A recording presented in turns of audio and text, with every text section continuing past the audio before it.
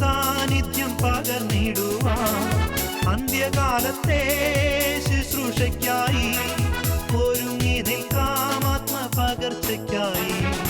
മഹിമയിൽ രാജനെഴുന്നള്ളുന്നു, മഹത്വത്തിൻ സാന്നിധ്യം പകർന്നിടുവാൻ അന്ത്യകാലത്തെ ശുശ്രൂഷയ്ക്കായി ഒരുങ്ങി നിൽക്കാം ആത്മപകർച്ചയ്ക്കായി. മഹത്വത്തിൻ സാന്നിധ്യം, ദൈവവചനത്തിൻ അഭിഷേകം, മഹിമയിൽ വാണിടും യേശു കർത്താവിന്റെ സാന്നിധ്യം.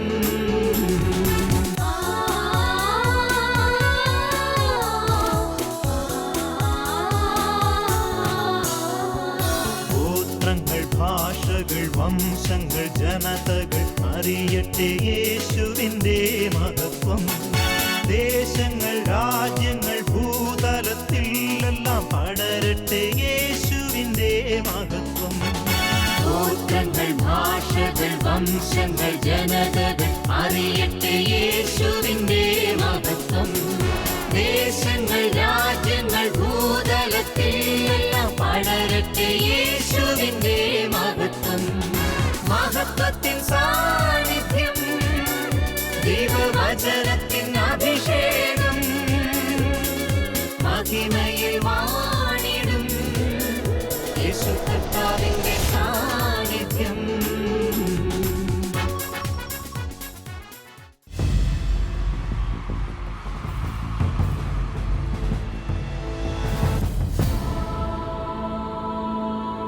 നിൻ വചനം ധ്യാനിക്കുമ്പോൾ ക്രിസ്തുമസ് ദൈവിക കരുണയുടെ സുവിശേഷമാണ്. കരുണയുടെ ജൂബിലി വർഷം നാം സമാപിച്ചിരിക്കുകയാണ്. നവംബർ 20 ഞായറാഴ്ച റോമിൽ പത്രോസിൻ്റെ ബസിലിക്കയിൽ വിശുദ്ധ വത്സരത്തിൽ മാത്രം തുറക്കുകയും അടയ്ക്കുകയും ചെയ്യുന്ന കവാടം ആഘോഷമായി അടച്ചുകൊണ്ട് ഫ്രാൻസിസ് മാർപ്പാപ്പ പറഞ്ഞു, കരുണയുടെ പ്രത്യേകമായ ജൂബിലി വർഷം സമാപിച്ചിരിക്കുകയാണ്. പക്ഷേ കരുണയുടെ പ്രവൃത്തികൾ, ദൈവിക കരുണയുടെ സുവിശേഷം അത് തുടർന്നുകൊണ്ടേയിരിക്കുകയാണ്. കരുണയുടെ സുവിശേഷത്തിൻ്റെ ഏറ്റവും ഉദാത്തമായ സംഭവമാണ് ദൈവം മനുഷ്യവർഗത്തോട് കരുണ കാണിച്ച് ഭൂമിയിൽ മനുഷ്യനായി അവതീർണനായി എന്നുള്ളത്. ദൈവസ്നേഹത്തിൻ്റെ ഏറ്റവും വലിയ പ്രകടനമാണ് ദൈവം മനുഷ്യനോട് കരുണ കാണിച്ചതാണ് യേശുവിൻ്റെ മനുഷ്യാവതാരം. ഐസിയ പ്രവചനം 7:14 ഉദ്ധരിച്ചുകൊണ്ട് മത്തായി സുവിശേഷകൻ 1:23 ഇപ്രകാരം പറയുന്നുണ്ട്, കന്യക ഗർഭം ധരിച്ച് ഒരു പുത്രനെ പ്രസവിക്കും, ദൈവം നമ്മോടുകൂടെ എന്ന അർത്ഥമുള്ള എമ്മാനുവേൽ എന്ന് വിളിക്കപ്പെടും. ദൈവം സമയത്തിൻ്റെ പൂർണ്ണതയിൽ മനുഷ്യന് തന്നെ അവതരിപ്പിച്ചതാണ്. ദൈവം ആരെന്ന ചോദ്യത്തിൻ്റെ ഉത്തരം നൽകിയതാണ്. എബ്രായ ലേഖനകർത്താവ് 1:1 പറഞ്ഞതുപോലെ ഈ സമയത്തിൻ്റെ പൂർണ്ണതയിൽ ദൈവത്തിൻ്റെ വെളിപാട് പൂർണ്ണമായതാണ് യേശുവിൻ്റെ മനുഷ്യാവതാരം. ഫ്രാൻസിസ് മാർപ്പാപ്പ പറയുന്നത് പോലെ തന്നിൽ വിശ്വസിക്കുന്ന ഒരുവനെയും ദൈവം ഉപേക്ഷിക്കില്ല. അപ്പോൾ എല്ലാ മനുഷ്യനും രക്ഷിക്കാൻ വേണ്ടിയാണ് ദൈവം മനുഷ്യനായിട്ട് അവതീർണനായത്. ഒരു അപ്പച്ചൻ്റെ കയ്യിൽ കുഞ്ഞിരിക്കുന്നുണ്ട്. കുഞ്ഞങ്ങ് നോക്കുമ്പോൾ പുറത്ത് തവളയെ കണ്ടു, തുമ്പിയെ കണ്ടു. സാധാരണ നിലയിൽ പല കുഞ്ഞുങ്ങളും അപ്പച്ചൻ്റെ കയ്യിൽ നിന്ന് കൊതറി താഴെ ഇറങ്ങി പോകുന്ന ആ തവളയെ, തുമ്പിയെ കാണാനായിട്ട് ഓടും. അപ്പോൾ സാധാരണ നിലയ്ക്ക് അപ്പച്ചൻ അല്ലെങ്കിൽ അമ്മച്ചി പറയും, മോനെ പോകല്ലേ, നിൽക്കടാ. പല മക്കളും സാധാരണ കാണാത്തത് ഇങ്ങനെ നിൽക്കാൻ പറയുമ്പോഴേക്കും മുന്നിലേക്ക് ഓടും. അപ്പുറത്ത് കുളത്തിൽ കുഞ്ഞ് വീണു. ഏത് അപ്പച്ചനാ അമ്മച്ചിയാ തൻ്റെ കുഞ്ഞ് അപ്പുറത്തുള്ള കുളത്തിൽ വീണ് കിടക്കുമ്പോൾ ഞാൻ പറഞ്ഞാൽ അനുസരിക്കാതെ നീ പോയതല്ല, അവിടെ കിടക്കടാ എന്ന് പറയുമോ? ഇല്ല. ദൈവവും ഇതുപോലെയാ. നല്ല അപ്പനാ, നല്ല അമ്മയാ. മനുഷ്യൻ പാപം ചെയ്ത് അധപ്പതിച്ച് പാപത്തിൻ്റെ കുളത്തിൽ കിടക്കുമ്പോൾ ദൈവം ഇതാ എടുത്തു ചാടുകയാ. ഈ ഭൂമിയിൽ ഇറങ്ങി മനുഷ്യനെ ഇതാ കൈപിടിച്ച് സ്വർഗത്തിലേക്ക് പിതാവിൻ്റെ പക്കലേക്ക് ഉയർത്തിയതാ. അതാണ് ക്രിസ്തുവിൻ്റെ മനുഷ്യാവതാരം. സാധു സുന്ദർ സിംഗ് ഒരു കഥ പറഞ്ഞിട്ടുണ്ട്. ഒരിക്കലും ഒരു ഇടയനുണ്ടായിരുന്നു, കുറേ ആടുകളും ഉണ്ടായിരുന്നു. ആടുകൾ ഇടയനെ അനുസരിക്കുന്നില്ല. ഈ ഇടയൻ ഒരു സൂത്രം കണ്ടുപിടിച്ചു. ചത്തുപോയ വലിയൊരു ആടിൻ്റെ തോലെടുത്ത് ആടുകൾ ധരിച്ച് ഈ ആടുകളെ പോലെ നടക്കാൻ, ആടുകളെ പോലെ സംസാരിക്കാൻ, ആടുകളെ പോലെ ശുശ്രൂഷിക്കാൻ ഈ ഇടയൻ ശ്രമിച്ചു. തങ്ങളുടെ സാദൃശ്യത്തിലുള്ള ഇടയനെ കണ്ടപ്പോൾ ആടുകൾ അനുസരിക്കാൻ തുടങ്ങി, ആടുകൾ അനുധാവനം ചെയ്യാൻ തുടങ്ങി. ഇത് തന്നെയാണ് യേശു ചെയ്തത്. മനുഷ്യൻ ദൈവത്തെ വേണ്ട തരത്തിൽ മനസ്സിലാക്കിയില്ല. അതുകൊണ്ട് ദൈവം കണ്ടുപിടിച്ച മാർഗമാണ്, മനുഷ്യവർഗത്തോടുള്ള സ്നേഹം പ്രകടിപ്പിച്ച മാർഗമാണ്, കരുണ കാണിച്ചതാണ്. മനുഷ്യൻ്റെ രൂപത്തിൽ ഫിലിപ്പിയർക്ക് എഴുതിയ ലേഖനത്തിൽ പറയുന്നതുപോലെ തന്നെ ശൂന്യനാക്കി, അതേ കുരിശുമരണത്തോളം ശൂന്യനാക്കിയ സംഭവമാണ് ക്രിസ്തുവിൻ്റെ ഈ മനുഷ്യാവതാരം. ഈ കരുണയുടെ സുവിശേഷം യേശു ആദ്യം തന്നെ കൊടുത്തത് മറിയത്തിനാണ്.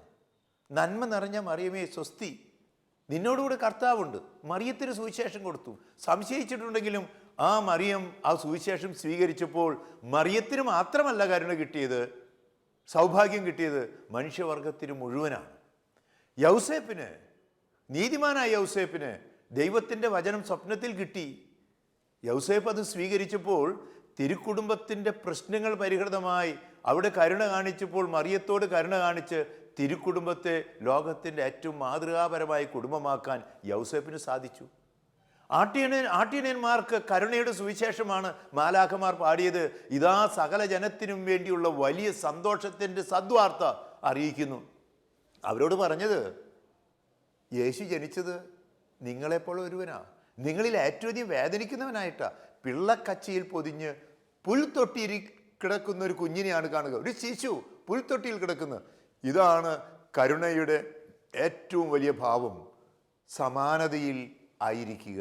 അങ്ങനെയെങ്കിൽ ഈ കരുണയുടെ സുവിശേഷമാണ് വാസ്തവത്തിൽ യേശു തൻ്റെ ജീവിതത്തിൽ മുഴുവൻ പറഞ്ഞത്. നല്ല സമറിയാക്കാരൻ്റെ ഉപമ പറഞ്ഞത് എങ്ങനെയാണ് യേശുവിനെ അനുഗമിക്കുന്നവൻ കരുണ കാണിക്കേണ്ടതെന്നാണ്. ധൂർത്തുപുത്രൻ്റെ കഥയിൽ കരുണയുടെ സുവിശേഷമാണ് നാം കേൾക്കുന്നത്. തെറ്റിപ്പോയി, ഏത് മനുഷ്യനും തെറ്റിപ്പോകാം, പക്ഷേ അവന് സുബോധമുണ്ടാകാനാണ് കരുണയുടെ സുവിശേഷം അവിടെ അവതരിപ്പിച്ചത്. മൂത്ത പുത്രനും തെറ്റുപറ്റി, പിതാവ് അവിടെ ചെല്ലുക. ഒരിക്കലും ഒരു മനുഷ്യനെയും ഉപേക്ഷിക്കാത്ത ദൈവം ഇതാ മൂത്തപുത്രനെയും ധൂർത്തപുത്രനെയും പിതാവിൻ്റെ ഭവനത്തിലേക്ക് കൊണ്ടുവരലാണ്. സക്കേവൂസിൻ്റെ കഥ, അവൻ പണക്കാരനാണ്, പക്ഷേ അവൻ്റെ കുറവിനെക്കുറിച്ച് ബോധ്യപ്പെടുത്തി അവൻ്റെ വീട്ടിൽ ചെന്ന്, നിൻ്റെ വീട്ടിൽ ഇന്ന് താമസിക്കുകയാണ്. മനുഷ്യാവതാരം ക്രിസ്മസ് എന്ന് പറയുന്നത്, ഓരോ ക്രിസ്മസ് എന്ന് പറയുന്നത് നിങ്ങളുടെ, നമ്മുടെ കുടുംബത്തിൽ, സമൂഹത്തിൽ ഓരോരുത്തരുടെയും വീട്ടിൽ, നിൻ്റെ വീട്ടിൽ, നിൻ്റെ ഹൃദയത്തിൽ ഞാൻ വരാനായിട്ട് ആഗ്രഹിക്കുന്നു. ഇന്ന് ഈ ഭവനം, ഈ ഹൃദയം, ഈ സമൂഹം രക്ഷ പ്രാപിച്ചിരിക്കുന്നു എന്ന് പറയലാണ് ക്രിസ്തുമസ്. യേശു ഭൂമിയിൽ അവതീർണനായതിനെക്കുറിച്ച്, തൻ്റെ ദൗത്യത്തെക്കുറിച്ച് മാർക്കോസിൻ്റെ സുവിശേഷം 1:15 നാം ഇപ്രകാരം വായിക്കുന്നുണ്ട്. സമയം സമാഗതമായി. യേശു ഭൂമിയിൽ അവതീർണനായി തൻ്റെ പരസ്യ ജീവിതം ആരംഭിക്കുകയാണ്. സമയം സമാഗതമായി, ദൈവരാജ്യം സമീപിച്ചിരിക്കുന്നു. ഈ ദൈവരാജ്യം ഭൂമിയിൽ സ്ഥാപിക്കാനായി മനുഷ്യനായി അവതീർണനായി യേശു 2 കാര്യങ്ങളാണ് നമ്മളോട് പറഞ്ഞത്. ദൈവത്തിൻ്റെ കരുണ എനിക്കും നിങ്ങൾക്കും ലഭിക്കണമെങ്കിൽ ഈ 2 കാര്യങ്ങളാണ് മാർക്കോസ് 1:15 പറയുന്നത്. ഒന്ന്, അനുതപിക്കുക, പശ്ചാത്തപിക്കുക, മാനസാന്തരപ്പെടുക, തെറ്റായ വഴികളിൽ നിന്ന് മാറുക. യേശുവിന് വഴിയൊരുക്കാൻ വന്ന സ്നാപക യോഹന്നാൻ പറഞ്ഞതുപോലെ പാതകൾ നേരെയാക്കുക, കുന്നുകൾ നിരപ്പാക്കുക. ഇതാ മാനസാന്തരത്തിന് യോജിച്ച ഫലങ്ങൾ പുറപ്പെടുവിക്കുക. അപ്പോൾ തെറ്റുകളെക്കുറിച്ച് പശ്ചാത്തപിച്ച് കർത്താവിൻ്റെ സമീപത്തേക്ക് തിരിയലാണ് ദൈവത്തിൻ്റെ കരുണ അത് പൂർണ്ണമായിട്ട് ലഭിക്കാനായിട്ട് നമുക്ക് കാരണമാകുക. രണ്ടാമതായി പറഞ്ഞത് സുവിശേഷത്തിൽ വിശ്വസിക്കുക എന്നുള്ളതാണ്. മറിയം മംഗളവാർത്ത, സുവിശേഷം കേട്ടു.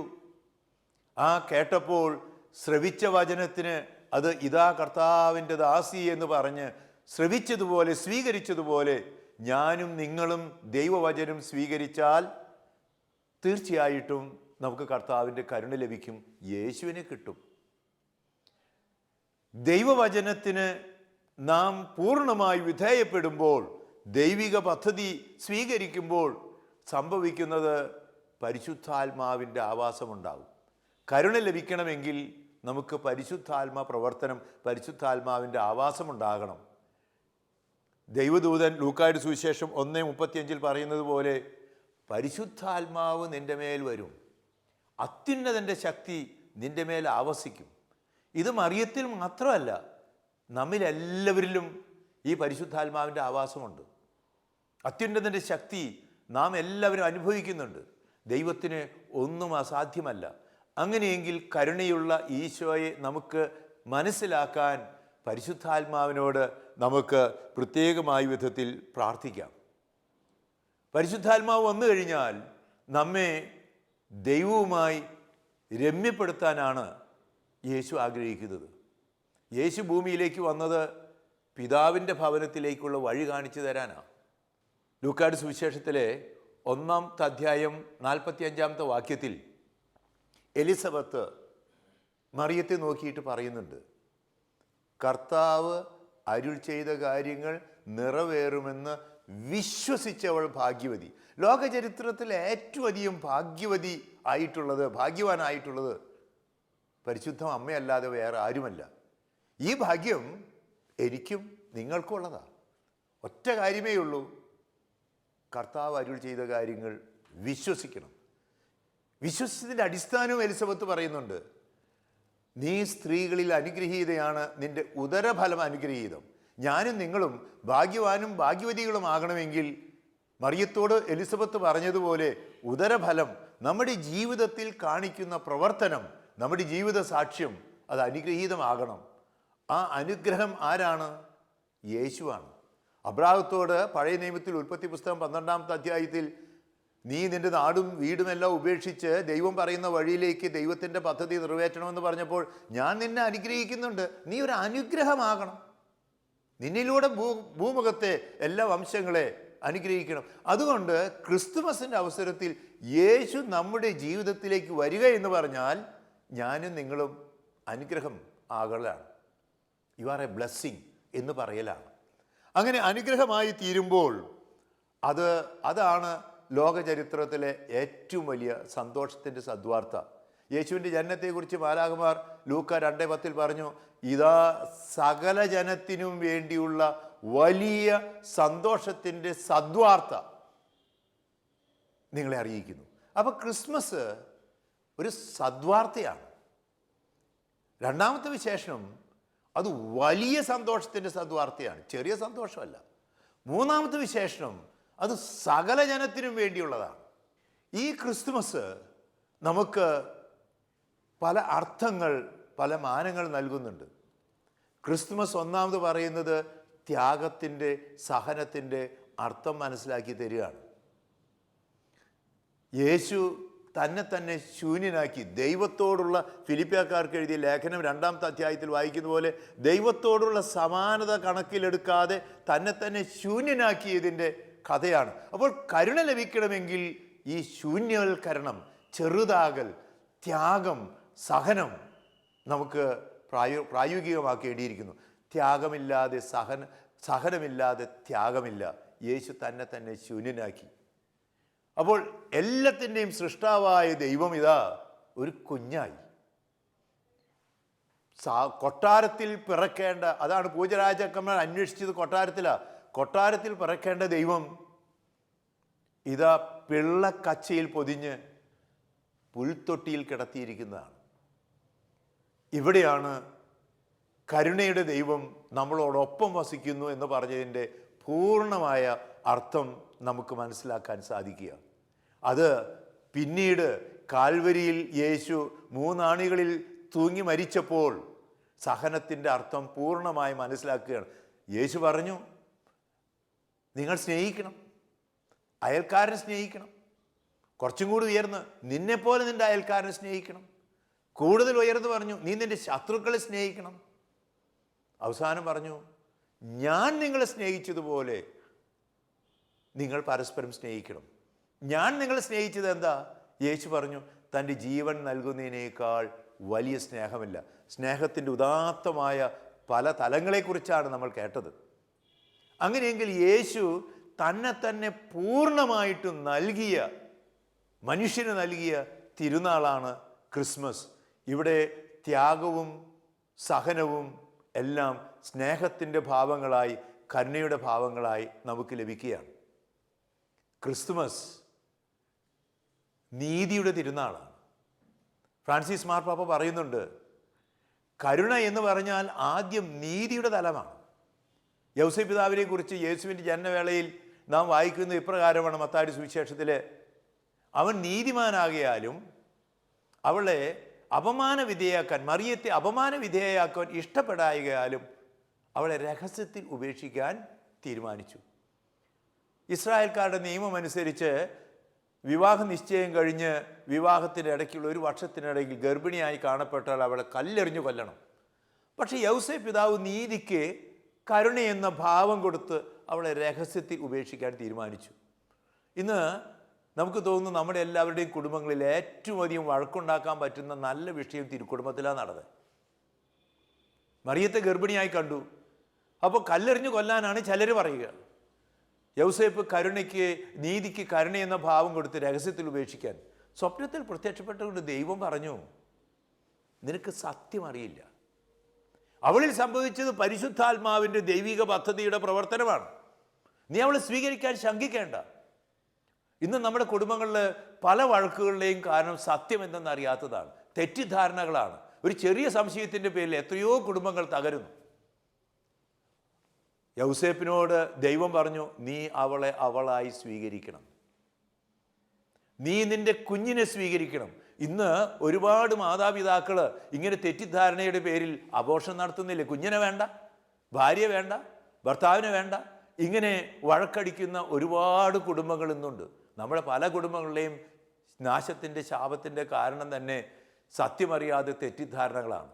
ദൈവത്തിൻ്റെ ഹിതമെന്തെന്ന് തിരിച്ചറിഞ്ഞ ഔസേപ്പും മറിയവും ഇതാ ആ കുഞ്ഞിനെ പൂർണ്ണമായും സ്വീകരിക്കുന്നു. യൗസേപ്പ് മറിയത്തെ സ്വീകരിക്കുന്നു, മറിയം യൗസേപ്പിനെ സ്വീകരിക്കുന്നു. തിരുക്കുടുംബം മാതൃകാപരമായി. ദൈവഹിതത്തിന് വിട്ടുകൊടുക്കലാണ് നീതി, ദൈവഹിതത്തിന് വിട്ടുകൊടുക്കലാണ് കരുണ എന്നുള്ള നിർവചനം അവിടെ സാർത്ഥകമാകുകയാണ്. അങ്ങനെയുള്ള കരുണയുടെ ഈശോ നമ്മോട് പറയുന്നത് ലൂക്കായുടെ സുവിശേഷത്തിൽ 4-ാമത്തെ അധ്യായം 18-ാമത്തെ വാക്യം, അത് ഐസിയ പ്രവചനത്തിൻ്റെ 61-ാമത്തെ വാക്യത്തിൽ വരാനിരിക്കുന്ന രക്ഷകനെ കുറിച്ച് പറഞ്ഞ കാര്യങ്ങളാണ്. രക്ഷകൻ എന്താ ചെയ്യുക? ഒന്നാമത് ഈ സുവിശേഷം, ദരിദ്രർക്ക് സുവിശേഷം, കരുണയുടെ സുവിശേഷം അറിയിക്കുമെന്നാണ് പറഞ്ഞത്. രണ്ടാമതായിട്ട് പറഞ്ഞത് അത് രോഗികളെ സൗഖ്യപ്പെടുത്തലാണ് രക്ഷകൻ്റെ ദൗത്യം. പല തരത്തിൽ രോഗികളായിരിക്കുന്നവരാണ്. ആത്മീയമായ രോഗികൾ, സാംസ്കാരികമായി, ശാരീരികമായി, മാനസികമായി, സാമ്പത്തികമായി പല തരത്തിലുള്ള രോഗങ്ങൾ ബാധിച്ചിട്ടുള്ള നമ്മളെ സൗഖ്യപ്പെടുത്താനാണ് യേശു വന്നിരിക്കുന്നത്. യേശുവിൻ്റെ പരസ്യ ജീവിതം മുഴുവൻ ഒരുപാട് രോഗികളെ സൗഖ്യപ്പെടുത്തിയിട്ടുണ്ട്. ഈ ക്രിസ്മസിൻ്റെ അവസരത്തിൽ നമുക്ക് രോഗശാന്തി കിട്ടണം. ഈ രോഗശാന്തി, പ്രത്യേകിച്ചും ആത്മീയമായ രോഗശാന്തി, നല്ല കുമ്പസാരം കഴിച്ച് യേശുവിനെ പരിശുദ്ധ കുർബാനയിൽ നമ്മൾ സ്വീകരിക്കുമ്പോഴാണ് ഈ രോഗശാന്തി ലഭിക്കുക. അതുകൊണ്ട് ക്രിസ്മസിൻ്റെ അവസരത്തിൽ നമ്മൾ നമ്മുടെ രോഗത്തെ മാറ്റി സൗഖ്യപ്പെട്ടിട്ടുണ്ടോ, യേശുവിനെ സ്വീകരിച്ചിട്ടുണ്ടോ, നമ്മൾ ആത്മീയമായി സുഖമുള്ളവരാണോ, വരപ്രസാദമുള്ളവരാണോ എന്ന് ചിന്തിക്കാൻ ഈ ക്രിസ്മസ് നമ്മെ ആഹ്വാനം ചെയ്യുകയാണ്. യേശു ചെയ്തത് പിശാചുക്കളെ ബഹിഷ്കരിച്ചു. ഇന്ന് നമ്മൾ ജീവിക്കുന്ന ലോകത്തിൽ, നമ്മുടെ കുടുംബത്തിൽ അടക്കം തിന്മയുടെ പ്രവൃത്തികൾ, പിശാചിൻ്റെ പ്രവൃത്തികൾ ഒരുപാടുണ്ട്. പാപത്തെക്കുറിച്ച് പറയുന്നത് വ്യക്തിപരമായ പാപമുണ്ട്, സമൂഹത്തിൻ്റെ പാപമുണ്ട്. നമ്മൾ അങ്ങനെ പല പാപങ്ങൾക്ക് അടിമപ്പെട്ട് തിന്മകളുടെ പ്രവൃത്തികൾ, പിശാചിൻ്റെ പ്രവൃത്തികൾ ധാരാളമായിട്ട് അടിമപ്പെട്ടിരിക്കുകയാണ്. യേശു വന്നത് അതിനെ മോചിപ്പിക്കാനാണ്. ക്രിസ്മസിൻ്റെ അവസരത്തിൽ യേശുവിനെ ജീവിതത്തിലേക്ക്, സമൂഹത്തിലേക്ക് കൊണ്ടുവരാൻ ഞാനും നിങ്ങളും തിന്മയുടെ ലോകത്തിൽ നന്മ ചെയ്യാൻ, തിന്മയെ നന്മ കൊണ്ട് ജയിക്കാൻ, അങ്ങനെ നന്മയുടെ പ്രചാരകരാകാൻ, സത്യത്തിൻ്റെ പ്രചാരകരാകാൻ, ദൈവികതയുടെ, ആത്മീയതയുടെ പ്രചാരകരാകാൻ നമ്മെ യേശു ക്ഷണിക്കുകയാണ്. ഈ അവസരത്തിൽ യേശു പൂജരാജാക്കന്മാരെ പോലെ നമ്മളോടും ആഹ്വാനം ചെയ്യുന്നുണ്ട്. അതിന് കിഴക്ക് നക്ഷത്രങ്ങൾ അവതരിപ്പിച്ചുകൊണ്ട് തന്നെ നമുക്ക് സത്യാന്വേഷകരാകണം. പൂജരാജാക്കന്മാർക്ക് അറിവ് കിട്ടി. ആ അറിവ് കിട്ടിയപ്പോൾ കിഴക്ക് നക്ഷത്രം കണ്ടപ്പോൾ അവർക്ക് മനസ്സിലായി, ഇതാ ലോകത്തെ രക്ഷിക്കാൻ ഒരു രക്ഷകൻ പഴയ നിയമത്തിലെ പ്രവചനങ്ങളുടെ പൂർത്തീകരണമായി ജനിച്ചിരിക്കുന്നു. പൂജരാജാക്കന്മാർ അന്വേഷിച്ചിറങ്ങി. ഞാനും നിങ്ങളും നമ്മുടെ ചുറ്റുപാടും നല്ല ധ്യാനമുണ്ടായി, നല്ല സുവിശേഷം, നല്ല നല്ല കാര്യങ്ങൾ അറിഞ്ഞു. ഇതൊക്കെ അറിഞ്ഞ് വെറുതെ ഇരുന്നാൽ പോരാ, നമ്മൾ ഇറങ്ങിത്തിരിക്കണം, അന്വേഷിച്ച് പോകണം. നമുക്ക് കിഴക്ക് നക്ഷത്രത്തെ കണ്ടതുപോലെ നമുക്ക് പല വഴികാട്ടികളുണ്ട്. കൂദാശകൾ വഴികാട്ടികളാണ്, സുവിശേഷ പ്രസംഗം വഴികാട്ടികളാണ്, സഭയുടെ കൂട്ടായ്മ വഴികാട്ടികളാണ്, മാർപ്പാപ്പിയും മെത്രാന്മാരും സഭാ ഗണവും എല്ലാം നൽകുന്ന നിർദ്ദേശങ്ങൾ വഴികാട്ടികളാണ്. നമ്മൾ ഇറങ്ങിത്തിരിക്കണം, യേശുവിനെ കണ്ടെത്തണം. ഹെരോദേസ് സത്യം അറിഞ്ഞു. പൂജരാജാക്കന്മാർ പറഞ്ഞു, വരാനിരിക്കുന്ന രക്ഷകൻ എവിടെയാണ്? അപ്പോൾ പൂജരാജാക്കന്മാരോട് സത്യം പറയാൻ വേണ്ടി ഹെരോദേസ് അവിടുത്തെ പണ്ഡിതന്മാരെ എല്ലാവരും വിളിച്ചു. അവരോട് ചോദിച്ചപ്പോൾ പറഞ്ഞു, പ്രവാചകന്മാർ പറഞ്ഞു, മിക്ക പ്രവാചകൻ പറഞ്ഞു, ഇതാ യൂദയായിലെ ബെത്ലഹേമേ, നീ മറ്റൊരു സ്ഥലങ്ങൾ ഒട്ടും കുറവല്ല, നിന്നിൽ നിന്നാണ് വരാനിരിക്കുന്ന രക്ഷകൻ, ബെത്ലഹേമിൽ നിന്ന് ജനിക്കുക. സത്യം അറിഞ്ഞു. അപ്പോൾ ഹെരോദേസിന് സത്യമറിയായിരുന്നു, പൂജരാജാക്കന്മാർക്ക് സത്യമറിയാമായിരുന്നു. പക്ഷേ അവർക്ക് നല്ല മനസ്സുണ്ടായില്ല. ലൂക്ക 2:14 വായിക്കുന്നത് എന്താണ്? അത്യുന്നതങ്ങളിൽ ദൈവത്തിന് സ്തുതി, ഭൂമിയിൽ സന്മനസ്സുള്ളവർക്ക് സമാധാനം. ഈ സന്മനസ്സ്, സുമനസ്സ് പൂജരാജാക്കന്മാർക്കുണ്ടായി, പക്ഷേ ഹെരോദേസ് രാജാവിനുണ്ടായില്ല. ഹെരോദേസിൻ്റെ കൊട്ടാരത്തിലെ പണ്ഡിതന്മാർക്കുണ്ടായില്ല. എന്നാൽ സുമനസ്സുണ്ടായ, നല്ല മനസ്സുണ്ടായ മറിയത്തിന് യേശുവിനെ കിട്ടി.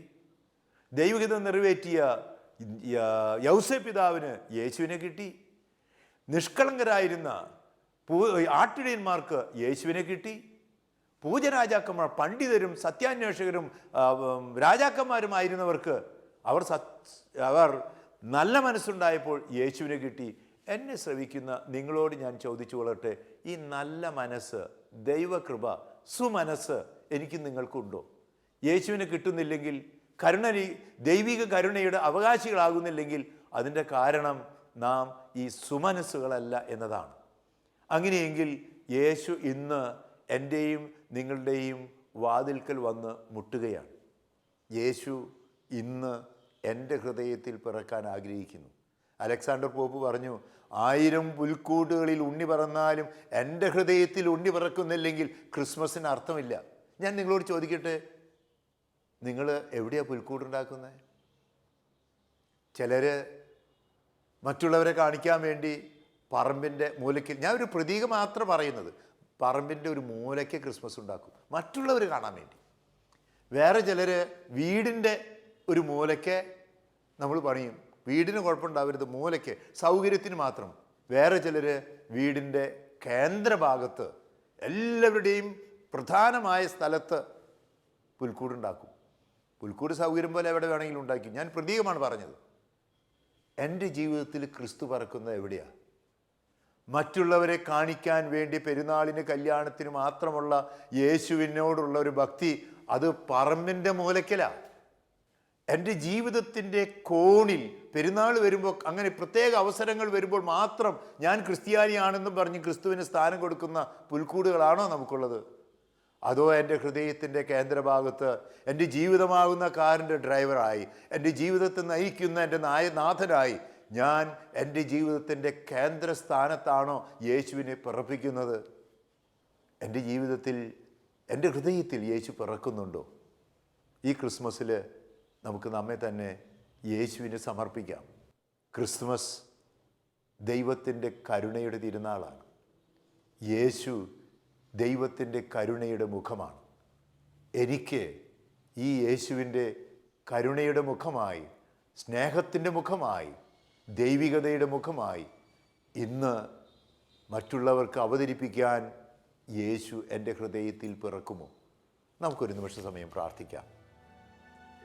മനുഷ്യനായ അവതീർണനായ യേശുവേ, ദൈവത്തിൻ്റെ കരുണയുടെ മുഖമായാണ് ഭൂമിയിൽ പിള്ളക്കച്ചിയിൽ പൊതിഞ്ഞ് പുൽത്തൊട്ടിയിൽ കിടക്കുന്ന രീതിയിൽ മറിയത്തിൽ നിന്ന് മാംസം ധരിച്ച്, വചനം മാംസം ധരിച്ച് ഭൂമിയിൽ അവതീർണനായത്. യേശുവേ, നീ ഇന്ന് എൻ്റെ ഹൃദയത്തിൽ, എൻ്റെ കുടുംബത്തിൽ, എൻ്റെ സമൂഹത്തിൽ നീ വീണ്ടും പിറക്കണേ. നീ വന്നു കഴിഞ്ഞാൽ മറിയം തിടുക്കത്തിൽ മറ്റുള്ളവരെ സഹായിക്കാൻ ഐൻ കരിമിലേക്ക് പോയതുപോലെ, എലിസബത്തിനെ സഹായിച്ചതുപോലെ ഞാനും കരുണയുടെ മുഖമായി മറ്റുള്ളവർക്ക് യേശുവിനെ കാണിച്ചു കൊടുക്കാൻ സാധിക്കും. അതിനാൽ യേശുവേ, നീ വീണ്ടും എന്നിലും എൻ്റെ സമൂഹത്തിലും പിറക്കണമേ. കരുണയുടെ ഈശോയെ, നീ എന്നെ അനുഗ്രഹിക്കണമേ. ആമേൻ. നിത്യസ്നേഹത്താൽ എന്നെ സ്നേഹിച്ചു, നിത്യസ്നേഹത്താൽ എന്നെ സ്നേഹിച്ചു. ഈശോ അണയും പാവന നിമിഷമിതാ, തിരുജീവൻ പകരും നിർമ്മല അനുഗ്രഹിക്കുന്നവനായ കർത്താവ് പരിശുദ്ധ കുർബാനയായി നമ്മുടെ മധ്യേ കടന്നു വന്നിരിക്കുകയാണ്. ഇന്നത്തെ വചന ശുശ്രൂഷയിലൂടെ അഭിയുനി ആൻഡ്രൂ സ്റ്റാർത്ത് പിതാവിലൂടെ കർത്താവ് നമ്മോട് സംസാരിച്ചു. ക്രിസ്മസിന് ഒരുക്കമായ കരുണയുടെ വലിയ അത്ഭുതത്തെക്കുറിച്ച് നമ്മൾ കാണുകയായിരുന്നു. നമ്മുടെ കുടുംബങ്ങൾ കർത്താവിൻ്റെ കരുണയാൽ നിറയപ്പെടുവാൻ, നമ്മുടെ ജീവിതങ്ങൾ കർത്താവിൻ്റെ കരുണയാൽ ശുദ്ധീകരിക്കപ്പെടുവാൻ, ദൈവ കരുണയുടെ പ്രേക്ഷിതരായി നമ്മളെല്ലാം രൂപപ്പെടുവാൻ, അഭിഷേകത്തിന് നിറവിലേക്ക് നമ്മളെല്ലാം ഉയർത്തപ്പെടുവാൻ നമ്മൾ പ്രാർത്ഥിക്കുകയാണ്. ഇരു കരങ്ങളും ദൈവസന്നിധി ഉയർത്തിപ്പിടിച്ച് നമ്മളെ ഇന്നോളം കരം പിടിച്ച് നയിച്ച കർത്താവിന് നന്ദി പറഞ്ഞ് പ്രാർത്ഥിക്കുക. തുടർന്ന് വരാൻ പോകുന്ന പുതുവർഷത്തിൽ കൃപയുടെ പെരുമഴ പെയ്തിറങ്ങുവാൻ കരമുയർത്തി നമ്മൾ യേശുവിനെ വിളിക്കുന്നു. യേശുവേ, അഭിഷേകം അഭിഷേകം അഗ്നിമഴ പെയ്തിറങ്ങും. അഭിഷേകം അഭിഷേകം അഭിഷേകം അഗ്നിമഴ പെയ്തിറങ്ങും. അഭിഷേകം അഗ്നിനാവുകളിൽ ഈ സുന്ദരന്റെ അനുഗ്രഹങ്ങളെ സ്വീകരിച്ച് ഒരിക്കൽ കൂടെ സ്തുതിച്ചു പ്രാർത്ഥിക്കുന്നു. യേശുവേ, യേശുവേ, യേശുവേ, പ്രവർത്തിക്കണമേ, പ്രവർത്തിക്കണമേ, പ്രവർത്തിക്കണമേ. ഹല്ലേലൂയ, ഹല്ലേലൂയ, ഹല്ലേലൂയ. അത്ഭുത അഭിഷേകം നിറയട്ടെ, അത്ഭുത കൃപകൾ നിറയട്ടെ. എടുത്തിരിക്കുന്ന തീരുമാനങ്ങളിൽ വിശ്വസ്തയോടെ നിൽക്കാൻ കൃപ തരണമേ. കർത്താവെ, ഞങ്ങളെ ശക്തിപ്പെടുത്തണമേ, ഞങ്ങളെ അനുഗ്രഹിക്കണമേ, ഞങ്ങളെ അഭിഷേകം ചെയ്യണമേ. ആരാധന, ആരാധന, ആരാധന, ആരാധന, ആരാധന. കുടുംബത്തിനും സഭയ്ക്കും സമൂഹത്തിനും ഒരു അനുഗ്രഹമായി ഞങ്ങളെ എല്ലാം മാറ്റണമേ. Bless, bless, bless.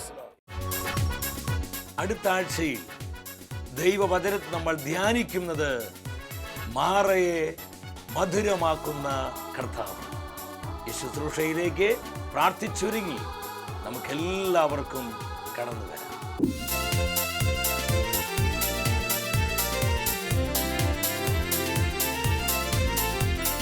മഹത്വമേ മഹത്വമേ മഹത്വത്തിൻ രാജാവേ, മഹത്വത്തിൻ സാന്നിധ്യം. മഹത്വമേ മഹത്വമേ മഹത്വത്തിൻ കർത്താവേ, മഹത്വത്തിൻ സാന്നിധ്യം. മഹത്വമേ മഹത്വമേ മഹത്വത്തിൻ രാജാവേ, മഹത്വത്തിൻ സാന്നിധ്യം. മഹത്വമേ മഹത്വമേ മഹത്വ